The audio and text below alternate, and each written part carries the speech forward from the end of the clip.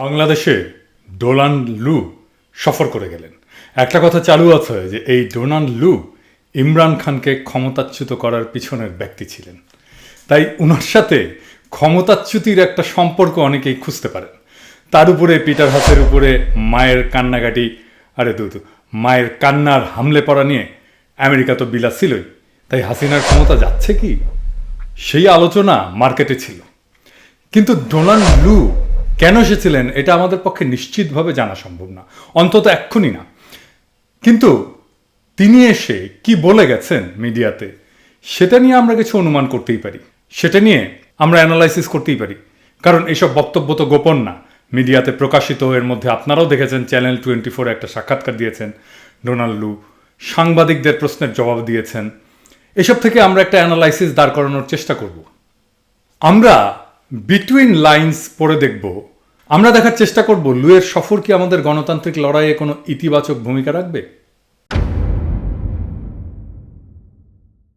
আমি আমাদের সাধারণ বোঝার জন্য, একটা কমন আন্ডারস্ট্যান্ডিংয়ের জন্য বাংলাদেশের রাজনীতিতে কয়েকটা খুব গুরুত্বপূর্ণ অতীত ঘটনার উল্লেখ করব।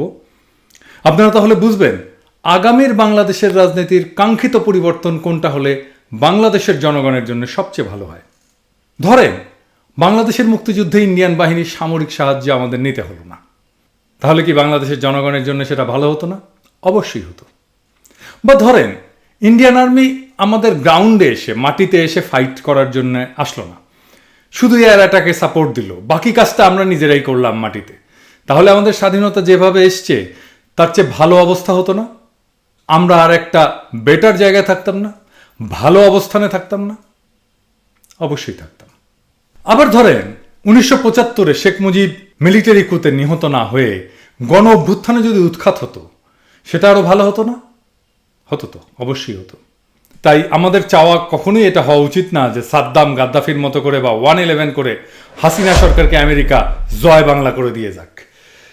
হাসিনাকে আমাদেরকে এই জয় বাংলা করতে হবে নিজের শক্তিতে। এখানে সমস্যা কি? হাসিনা তো আমাদের রাস্তায় দাঁড়াতে দেয় না, তার পুলিশ আর হেলমেট বাহিনী লালায় দেয়, গুম করে, খুন করে, ভীতি উৎপাদন করে, আমাদের পরিবারের উপরে ঝাঁপায় পড়ে। গণতান্ত্রিক আন্দোলন সে করতেই দেয় না, কথা বলতে দেয় না, কথা বলার কোনো স্বাধীনতা নেই, কিছু লিখতে দেয় না। ডিজিটাল সিকিউরিটি আইন আছে। 2 নাম্বার হচ্ছে সে ভোট দিতে দেয় না, সে ভোট ডাকাতি করে, নৈশ ভোট করে, আরো মেলা কিছু করে। যখন যেটা তার মাথায় আসে সে যেভাবে হোক ভোটে জিততেই হবে তাকে। এইটা অবশ্য আওয়ামী লীগের ঐতিহ্য। যাই হোক, হাসিনা যদি আমাদেরকে শান্তিপূর্ণ গণতান্ত্রিক আন্দোলনে বাধা না দেয়, রক্তপাত না করে, হিংসাত্মক আচরণ না করে, গুলি না করে, গুম না করে, খুন না করে, এবং একটা ফেয়ার নির্বাচন যদি হয়, হাসিনা কি ক্ষমতায় থাকে? থাকে না। তাহলে আমরা আন্তর্জাতিক মহলের কাছে কি চাই? 2টা খুব সিম্পল জিনিস চাই। ভাইবা দেখেন, আমাদের শান্তিপূর্ণভাবে মিছিল সমাবেশ করার অধিকার চাই। 2, একটা ফেয়ার নির্বাচনের অধিকার চাই। এটা খুবই সামান্য, মিনিমাম একটা রাষ্ট্রের নাগরিকের গণতান্ত্রিক অধিকার, গণতান্ত্রিক চাওয়া। আন্তর্জাতিক সম্প্রদায় আমাদের খুব বেসিক নাগরিক আর রাজনৈতিক অধিকারের পক্ষে যদি ভূমিকা রাখে, তাহলে হাসিনাকে উৎখাতের জন্য আমাদের কি আর কিছুর দরকার আছে? দরকার নাই। আমরা নিজেরাই যথেষ্ট।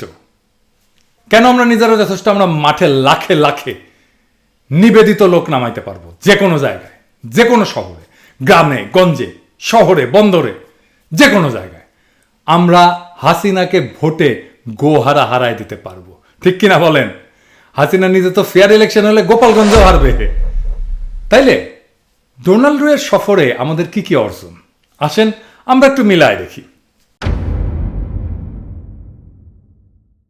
আচ্ছা, প্রথমে বলেন তো, হাসিনা সরকার কি ডোনাল্ড লুয়ের সফর সেলিব্রেট করতেছে? করতেছে না তো, আমার জানা মতে করেনি। তার মানে প্রথম দেখায় এই সফরে আওয়ামী লীগের কোনো অর্জন হয়নি, হইলে তারা সেলিব্রেট করতো না? এবার আসেন আমরা প্রথম আলোতে প্রকাশিত লুয়ের একটা বক্তব্য দেখি। এটা খুব গুরুত্বপূর্ণ বক্তব্য। এই বক্তব্যের টুইস্ট কোথায় সেটা আমরা পরে দেখব, বিটুইন দ্য লাইন পড়ে। সাংবাদিকদের প্রশ্নের উত্তরে ডোনাল্ড লু বলেন, আপনারা হিউম্যান রাইটস ওয়াচের বিবৃতি লক্ষ্য করলে দেখবেন বিচার বহির্ভূত হত্যার সংখ্যা কমানোর ক্ষেত্রে র্যাবের অসাধারণ অগ্রগতির কথা স্বীকার করা হয়েছে। আমরা এই অগ্রগতির বিষয়টি স্বীকার করি। এটি একটি অসাধারণ কাজ।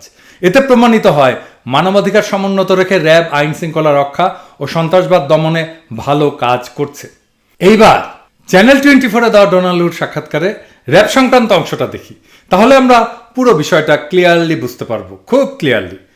One of the things I said to partners today is normally on the anniversary of a sanction like the sanction on the RAB, we would have designated more individuals from the RAB to face individual sanctions. We didn't do that. We didn't do that because we recognize the progress being made by government and by the RAB itself to reform. প্রথম আলোতে ছাপা বক্তব্যটা দেখে মনে হয় Donald খুব র্যাবের প্রশংসা করছে, তাই না? এবার আসেন আমরা বিটুইন লাইনস দেখি। ডোনাল্ড বলছেন র্যাব আরো স্যাংশন পায়নি কারণ তারা উন্নতি করছে। কে বলছে যে তারা উন্নতি করছে? লু রেফার করছে হিউম্যান রাইটস ওয়াচের কথা। তার মানে হাসিনা যে বলছে লবিং করে স্যাংশন দেওয়া হয়েছে, এটা ভুয়া। তারা বলছে হিউম্যান রাইটস ওয়াচের প্রতিবেদনের ভিত্তিতে তোমরা আরো স্যাংশন খাওনি। আর হাসিনার মন্ত্রী কি বলছিল দেখেন, বলছিল হিউম্যান রাইটস ওয়াচ ভাড়াটে সংগঠন। তাইলে এটা ক্লিয়ার, মানবাধিকার পরিস্থিতির উন্নতি না হলে হাসিনার বাহিনী আরো স্যাংশন খাবে, সেইটাই লু বলছে সুন্দর সুন্দর ডিপ্লোম্যাটিক কথার ফাঁকে ফাঁকে। আর হিউম্যান রাইটস ওয়াচের বিবৃতি তারা আমলে নেয়। এইবার বলেন, যারা বলতেন হিউম্যান রাইটস ওয়াচের বিবৃতিতে কি হয় তার উত্তর পাইছেন? এটা কিন্তু হাসিনাও জানে হিউম্যান রাইটস ওয়াচের বিবৃতিতে কি হয়, মানবাধিকার সংগঠনের বিবৃতিতে কি হয়। এবার একটা নিজের প্রসঙ্গ বলি, প্রাসঙ্গিক ক্ষেত্রে কিছু মনে করেন না, বলতেছি জন্য রেফার করার সুযোগ পেলাম সেজন্য বলি। আমার হেটাররা বলে এই যে কনক সারারের বোনকে অ্যারেস্ট করলো, পিনাকির আত্মীয় স্বজনকে কেন অ্যারেস্ট করে না? এটার উত্তর দেখেন এই যে এখানে। এই হিউম্যান রাইটস ওয়াচের বিবৃতি শুধু আমার পরিবারকে হ্যারাস না করার জন্য, বুঝছাও? উত্তর পাইছেন ফেসবুক বিশেষজ্ঞরা, ফেসবুক প্রফেসরেরা, ফেসবুক পিএইচডিরা। পিনাকি তো বানের পানিতে ভাইসে আসে নাই, পিনাকির মাজা শক্ত আছে মাশাল্লাহ। আমার লগে পাঙ্গা নিতে হইলে হাসিনা 100 বার ভাববে। এবার আসেন আর একটা ইস্যু দেখি, নির্বাচন নিয়ে কি বলছেন লু? এটা বলছেন সুশীল সমাজের সাথে আলোচনার সময়। আলাপটা ছিল নির্বাচনে সবাই আসবে কিনা, অবাধ ও নিরপেক্ষ নির্বাচন হবে কিনা। আমেরিকার চাওয়া কিন্তু দুইটা, নির্বাচনে সবাইকে আসতে হবে এবং অবাধ এবং নিরপেক্ষ নির্বাচন হইতে হবে। হাসিনার অধীনে নির্বাচনে যাবে বিএনপি? কখনোই না। তাইলে বিএনপিকে নির্বাচনে নিতে হইলে হাসিনার অধীনে নির্বাচন হবে না। হাসিনার অধীনে নির্বাচন আর সেই নির্বাচনে বিএনপি নাই, তাহলে তো সেই নির্বাচন অংশগ্রহণমূলক হলো না। সেটা নিয়ে আলাপটা আমরা একটু শুনি। হ্যাঁ, এই যে এখানে কি বলছে সুশীল সমাজের কাছে, এটা শুনি। এটা আমরা হয়তো পরবর্তীতে আরো বিস্তারিত জানতে পারবো যখন ওই মিটিংয়ের বিস্তারিত আরো আসবে, কিন্তু আলাপটা যে হয়েছে সেটা আমরা শুনিনি। হ্যাঁ, নির্বাচনটা অংশগ্রহণমূলক হবে কিনা, সকল বড় পক্ষ অংশগ্রহণ করবে কিনা, এটা নিয়ে একটা আলোচনার মতো ছিল। আচ্ছা, তার মানে বিএনপিকে ছাড়া কোনো নির্বাচন কিন্তু হবে না। হাসিনাকে ছাড়া নির্বাচন হইতে পারে, হ্যাঁ, এবং সেটা গ্রহণযোগ্য হইতে পারে, কিন্তু বিএনপিকে ছাড়া নির্বাচন হবে না।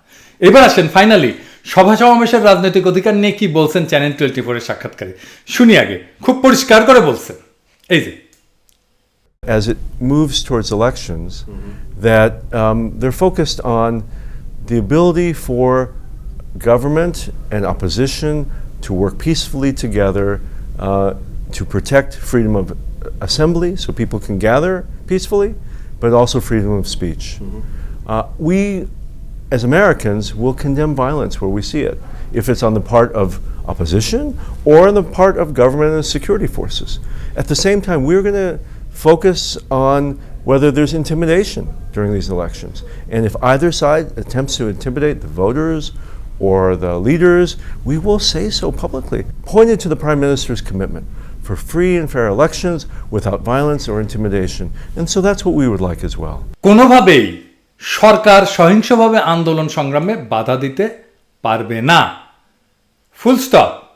এমনকি বিরোধী দলও সহিংস আন্দোলন করতে পারবে না। যারা বলতেন এর আগে বিএনপি কেন পিটাপিটি করে না মাঠে, উত্তর পাইছেন? হ্যাঁ, লড়াইয়ের মাঠ আরো পরিষ্কার হয়েছে। লুয়ের কথা ক্লিয়ার, আন্দোলন সংগ্রামের রাজনৈতিক অধিকার দিতে হবে, ফেয়ার নির্বাচন দিতে হবে এবং সব দলের অংশগ্রহণে নির্বাচন দিতে হবে। কোনো বাহিনী আবার মানবাধিকার লঙ্ঘন করলে আবার স্যাংশন খাবে। এর বাইরেও অন্য আলাপ হয়েছে, কোয়াড নিয়ে আলাপ হয়েছে, অনুমান করি রোহিঙ্গা, মায়ানমার, এসব নিয়ে আলাপ হয়েছে। কিন্তু আমাদের লড়াই সংগ্রামের জন্য খুব ক্লিয়ার মেসেজ যেটা, সেটা আজকে আলাপ করলাম। আগামী সপ্তাহের আগে আরও তথ্য আসবে, আশা করি আরও একটা আপডেট পাওয়া যাবে, তখন আপনাদের দিতে পারবো। তাহলে এটা ক্লিয়ার, সামনের দিনে লড়াই আরো শক্তিশালী হইতেছে, সেই বার্তা আমরা লুয়ের সফরে পাইছি।